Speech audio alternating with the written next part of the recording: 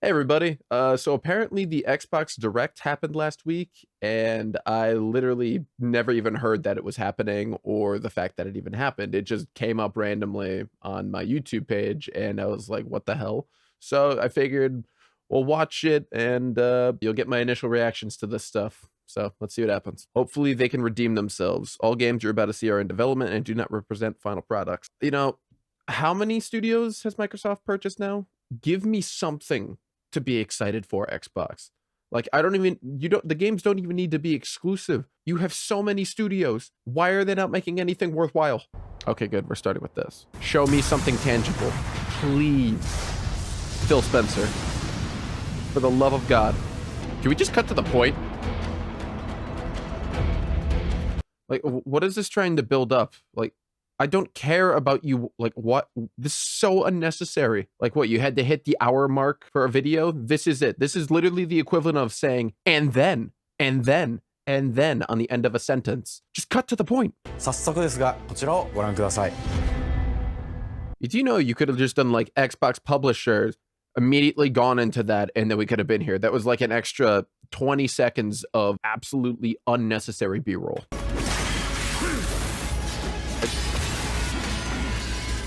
This is giving off massive Devil May Cry vibes. Yeah, 100%, dude. Whatever your clan is plotting. Like that, the air juggling. Like, come on, dude. That's so DMC right there. I will execute my mission. The entire time in the back of my mind, I'm just like, this kind of seems like a better Ninja Gaiden. The title speaks for itself. 本作はプラチナゲームズさんとの協業で開発を進めています。I'm sorry. I'm sorry. What in the hell is this? Hey, so we just need you to act like you're in the middle of like a meeting or a conference and then just kind of just shoot the shit. There's stuff on the TV back there, but we're going to be recording him. We just want it to look busy in the background. Huh? And the gameplay looks really smooth. I love Devil May Cry, so anything that feels Devil May Cry-esque, I'm totally down. It would be really sick, hopefully, if that is the case, if this is like a path up you need to take. Like, you actually do like fights and shit on that. That'd be sick. Devastated by a certain incident. I love the vagueness of that. The rail gliding's a really cool feature. I do like that. That is a weird looking design. It's almost like like an Anubis, like from Egypt. Like those heads you'd see in like The Mummy or something. Kind of gives off that vibe. I mean, obviously, I think it's trying to represent more of a dragon. You can kind of see what scaliness right down here. Wait, isn't that the guy that cut off Wolverine's claws? Okay, I don't know if this is just me, and it's nothing against these guys. Obviously, they enjoy what they're doing and they love talking about it, but it's just a matter of like, I just want to see gameplay. You've gone way too far into the nitty gritty of what the hell is happening. Like, because at the end of the day, we're not going to be seeing anything related to this for a couple more months anyways. So why not just show it off? Again, this whole thing is an hour long, 52 minutes long, when I feel like it could have probably been shown off in 20 minutes max through all four of those publishers. Okay, all right, because I'm already getting bored with the amount of stuff that's being said. I've been reading pretty much everything that he has been saying, and the only thing that was literally of any importance was the fact that he said that this is a true mainline sequel. Like, I don't care if you improved the movement and if you did anything like this. Like, that sounds cool, but we still haven't played it. People haven't felt it, and I mean, we haven't, besides what we've just been seeing in these these B-roll footage of in the B-roll footage of the game, we really can't tell what the movement feels like. Like, great, it sounds cool that you're changing it, but ultimately we won't be able to tell that difference until we play the game. Please look forward to the game's launch. Not even like, I hope you're looking forward to the game being released. Like, please, I'm begging you, look forward to this game. You have no idea how much is riding on this. My mortgage is at stake. If this is the game I'm thinking it is, Microsoft, what are you doing?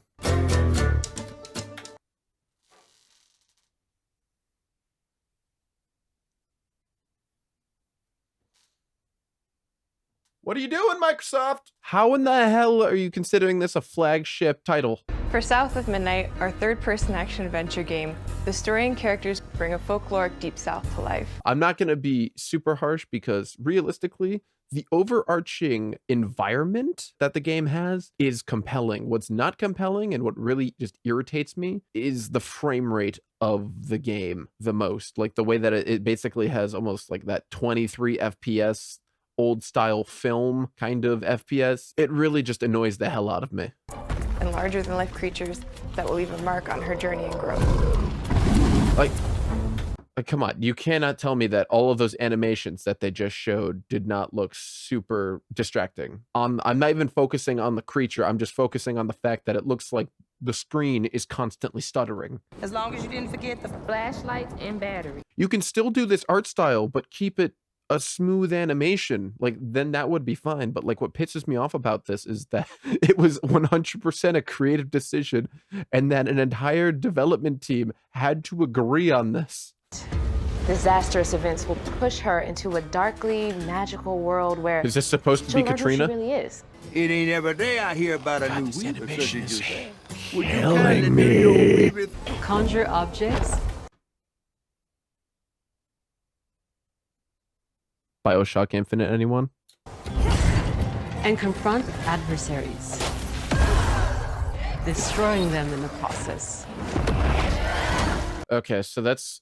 I wonder if that's a mechanic you're going to have to do the entire game for every single one where you unravel to destroy. That's giving off massive Prince of Persia Sands of Time energy right there. Every time you down one of the sand enemies, you got to absorb it back into the dagger. It's an okay mechanic, but it gets really, really tiresome when you have to do it an entire game for every single enemy. Mastering your magical skills become the key to... You know what this reminds me of, actually, this animation? I don't know if you guys have played, or for those of you who have, rather, who have played either Resident Evil 2 Remake, 3 Remake. When you get to a specific distance for the enemies, their animations would become incredibly choppy. That's exactly what this feels like right now. And it just kind of makes you scratch your head like, what the hell? Like, it just completely takes you out of the immersion of what you're playing. It's just, like I said, it's just so distracting. And unraveling enemies.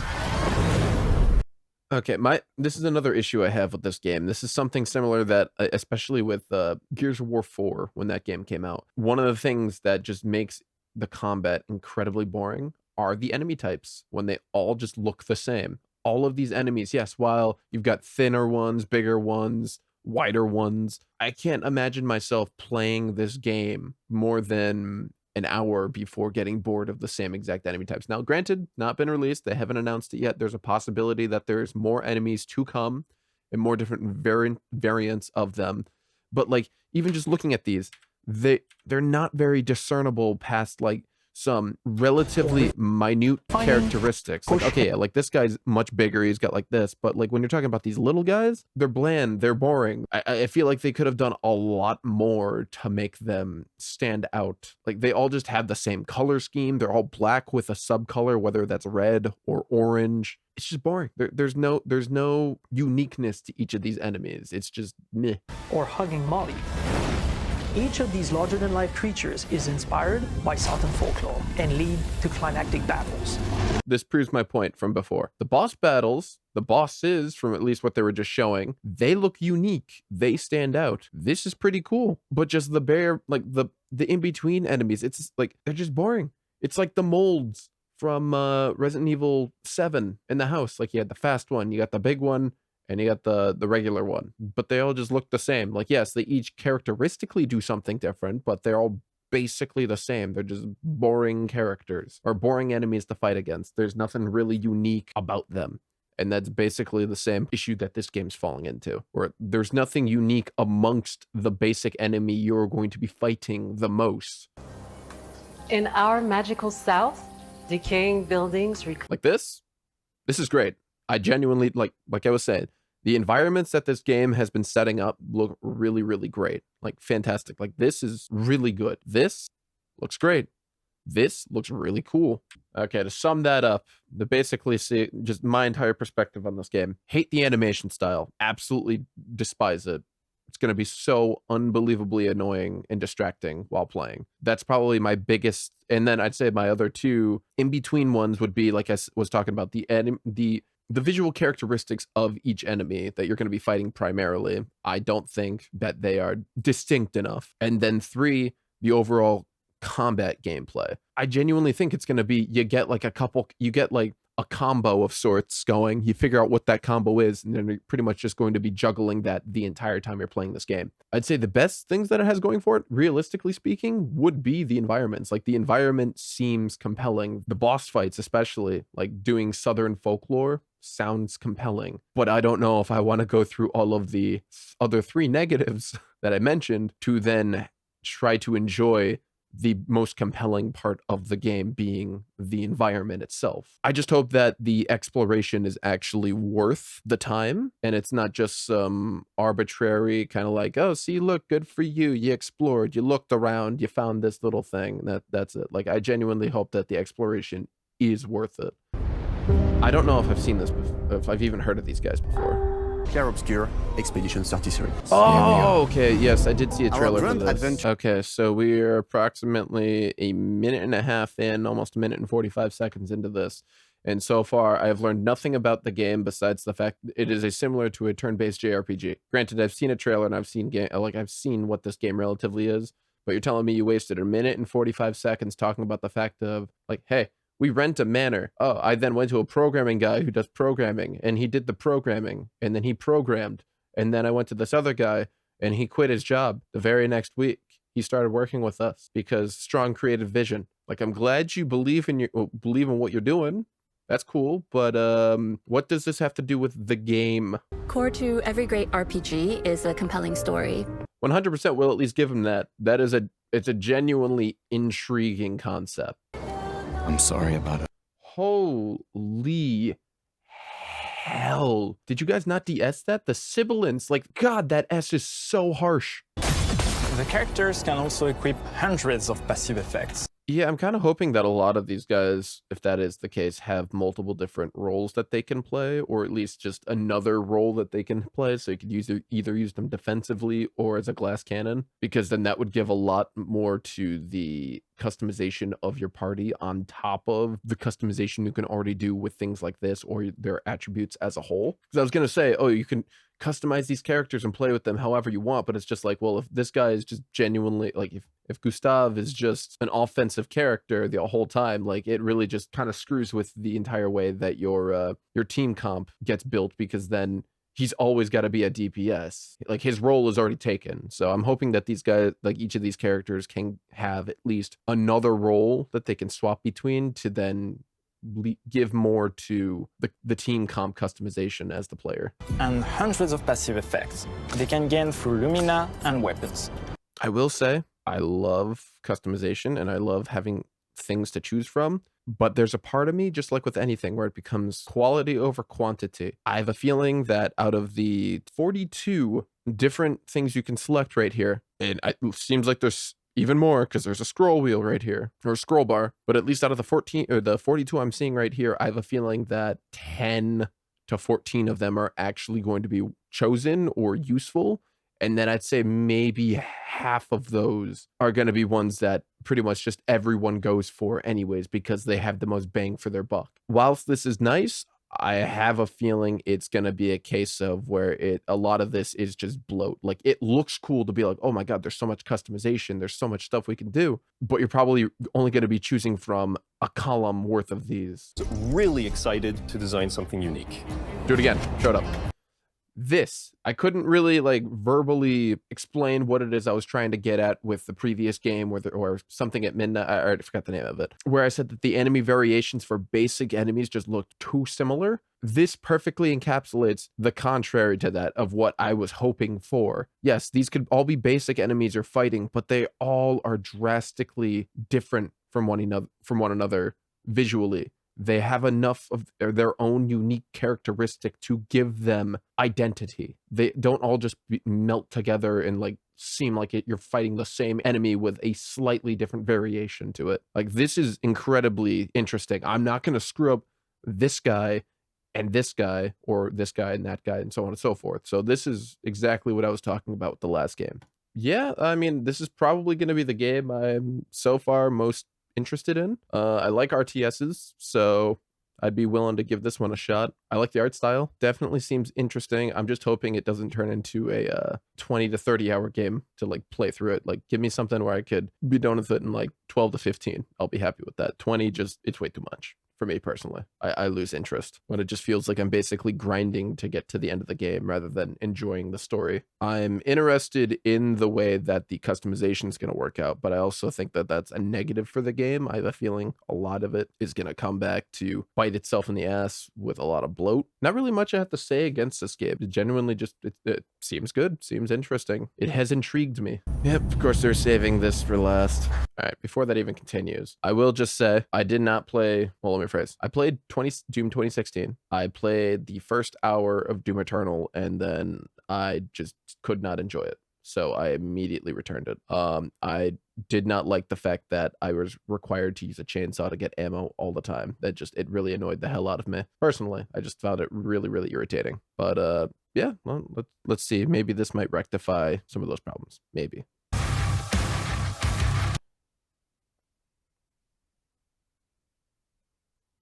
I'll never forgive what that asshole did to Mick Gordon either. And the most important values at the core of our games, innovation, craftsmanship, and performance, remain a priority for us to this day. And as you're about to see... Does that include paying your employees as well, Marty?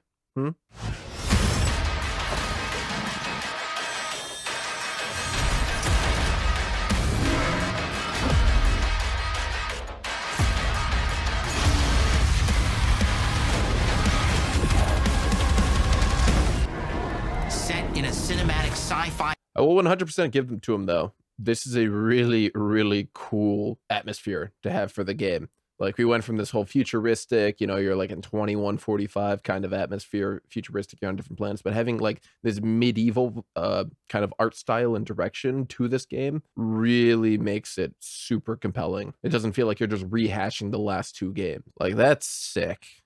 That's just sick. In Doom Eternal, you felt like a fighter jet. In Doom the Dark Ages, you'll be an iron tank. Heavy, strong, but still fast. A grounded combat system with an emphasis on power over the acrobatics of Doom Eternal.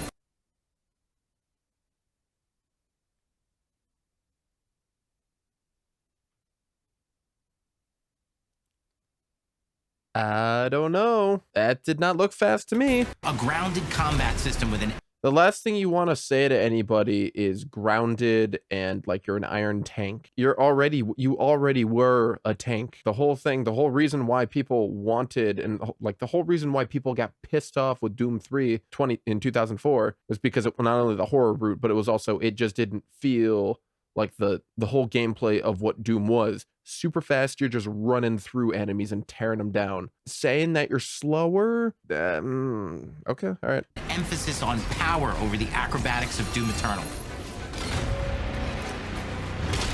I mean, the shield's a really, really cool addition to the game, especially with the chainsaw. It's bringing a lot of Gears of War feels with that. Projectiles and player movement speed that make strafing to aim viable again.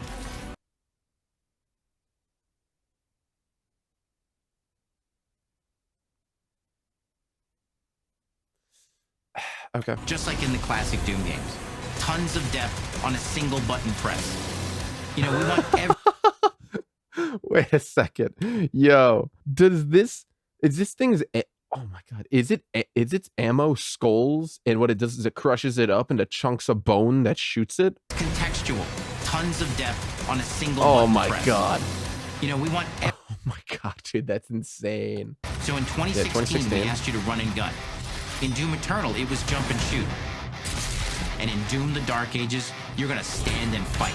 Yeah, I think that was the main thing that I don't like as well. That was one of the other things I did not like about Doom Eternal, where it was just that emphasis on the acrobatics in order to play the game. I think that's probably why I like 2016 a lot more. It was just more grounded. I might like this one more than Eternal, but also at the same time, if you're telling me you're slowing it down, and I'm not even somebody who hates Doom 2004, like I love Doom 2004. I thought it was genuinely really necessary for the franchise, and it did a really good job at being what it was. However, if we're going to talk about the classic Doom feel, what this game is trying to accomplish, I don't think going slower is the way to go, because people want that, you know, that high speed, high adrenaline adrenaline, Quake kind of gameplay, Unreal Tournament kind of gameplay.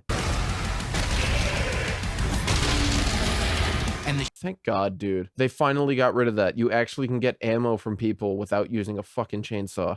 That's right, we have 3 melee options that are part of a melee system, all on one input, complete with combos and upgrades. See, that works so much better, and that makes so much more sense now. If you have the melee weapon be the weapon to do that, because now you've got the sword, so you may as well just turn it into a gory Skyrim. And it's totally awesome. And you can finish off really, the really demons cool. now with and shred the minions of hell with. Only. All right, I am just still going to be that guy, because they were saying that they slowed down some of the like the projectiles so that way you can have strafing combat back. It just seems too slow. It becomes more of like an issue. It feels more like it's just this really large, or like big barrage of projectiles coming at you just at a really slow pace. So now you have to find, like, you have to kind of thread the needle through it in order to not take damage, rather than just being able to dodge it left, right, left kind of thing like that. We're just kind of like, oh Jesus, squeeze through here.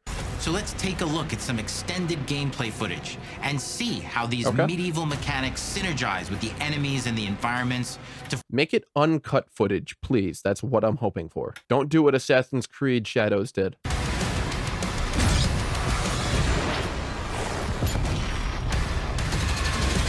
You throw it at him and it teleports him? Huh.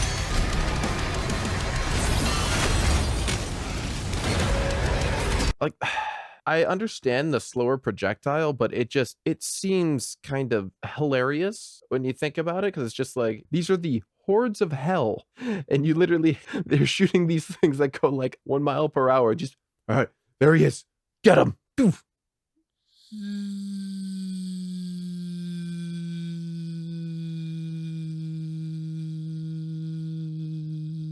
Whereas you're jumping in here with fucking a skull crusher that shoots bone chunks at your enemies, a shotgun, fucking machine gun that shoots at what you would expect a machine gun to shoot, like modern technology. It's just kind of funny that these guys don't, for some reason, have that. Now, granted, they said it's a prequel. However, I just find that absolutely hilarious and a little bit kind of like, really? You guys could have increased like the projectile speed a little bit. This is incredibly slow. We've made our combat more approachable and flexible than ever before. What's that, Marty? You're reading a script off to your right? I see you looking over like this all the time. Couldn't memorize it for this video?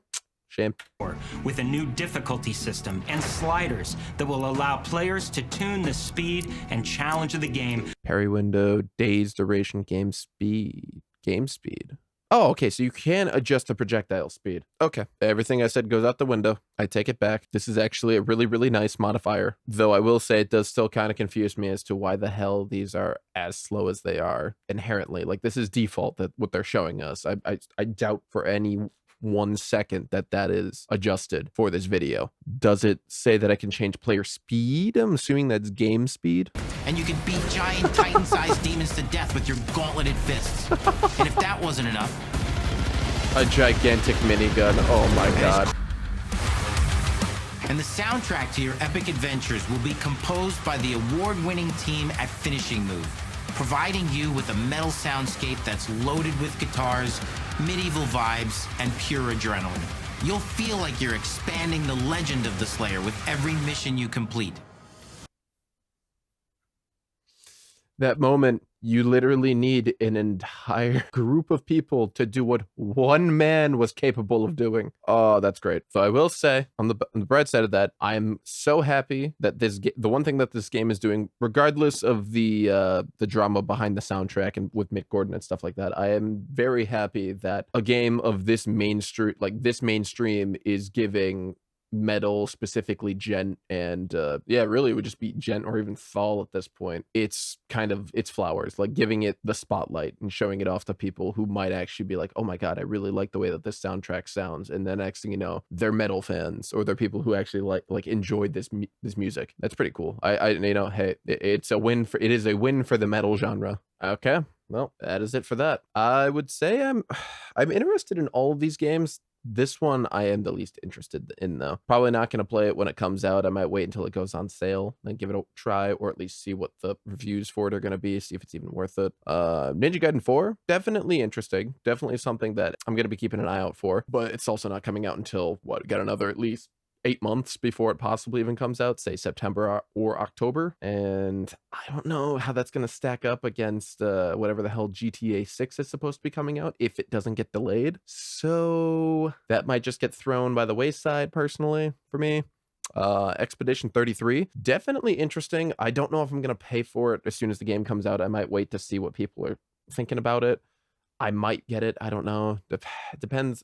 Closer. Like, I'll wait until the game gets closer, but this, I think I am going to get. This just genuinely seemed like an overall improvement from what Doom Eternal was. My only concern is the slower movement. But then again, they said that that's something you can change, as well as the projectile speed. So realistically speaking, it just becomes something that I personally can adjust and have the game play the way I would personally prefer it to, even if it ends up making the game more difficult for myself with higher projectile speed. Yeah, I'd have to say that these probably are the two games I am most interested in. But I will say I am also a little disappointed that we only got 4 games here, and 2 of them are coming out in the next 3 months, and one of them's coming out in the next little less than 4 months, and this one's not coming out for another 9 months. 8 to 9 months. So kind of makes you wonder what Xbox is going to be filling in the 6-month gap between this and this with, because they get, again, you have how many different studios and you only have 4 games. Granted, I will say these titles overall are much more compelling than a lot of what Microsoft has been pushing out for Xbox in general. But you're telling me right now it's only like 4 games. That's all you got.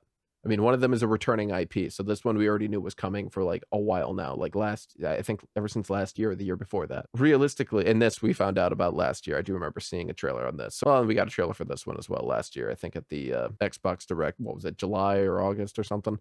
So I remember seeing these two in that regard. But this is the only one that kind of just came up out of the blue. For at least for me. If these are your flagship titles are pushing, not terrible, but definitely not something where I am jumping out of my seat saying, I need that. This is the only one where I'd say I am, like, it has piqued my interest to the point where I think I will buy this as soon as it comes out. This one I'm a little iffy about. I don't know if I'm going to be able to do this because I might just be diving into GTA 6 at that point, depending upon when this comes out. If it comes out a month beforehand, then yeah, I'll probably get Ninja Gaiden. And then South of Midnight, I'm not going to go out of my way to buy it. This is definitely something for me where when it goes on sale, if the reviews say it's worth it, then I'll get it. But if the reviews say it's boring and meh, then I don't think I'm going to get it. But yeah, that'll pretty much wrap it up. Let me know in the comments which of these 4 games you're most excited for, and if there's anything I missed or something else I should look into, and I'll catch you guys in the next video. See ya.